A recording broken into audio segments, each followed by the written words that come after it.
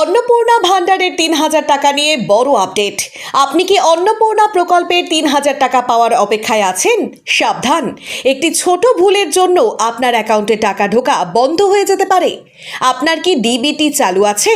না থাকলে এখনই দেখে নিন এই ভিডিওটি। পশ্চিমবঙ্গ সরকারের অন্নপূর্ণা ভান্ডার নিয়ে এই মুহূর্তে সবথেকে বড় খবর। আপনি যদি এই প্রকল্পের সুবিধাভোগী হতে চান তবে আপনার জন্য রয়েছে একটি সতর্কবার্তা। রাজ্য সরকারের পক্ষ থেকে জানানো হয়েছে, যাদের ব্যাংক অ্যাকাউন্টে ডিবিটি বা ডিরেক্ট বেনিফিট ট্রান্সফার পরিষেবা সক্রিয় নেই, তারা কিন্তু ৩,০০০ টাকার আর্থিক সুবিধা থেকে বঞ্চিত হতে পারেন। বর্তমানে সরকারি যে কোনো প্রকল্পের টাকা সরাসরি উপভোক্তার ব্যাংক অ্যাকাউন্টে পাঠানোর জন্য আধার ভিত্তিক ডিবিটি ব্যবস্থা ব্যবহার করা হয়। অন্নপূর্ণা প্রকল্পের ক্ষেত্রেও এর ব্যতিক্রম নয়। কিভাবে বুঝবেন আপনার ডিবিটি চালু আছে কিনা? অফলাইনে আপনার ব্যাংকের ব্রাঞ্চে গিয়ে যোগাযোগ করুন এবং আপনার আধার সিডিং করা আছে কিনা জানুন।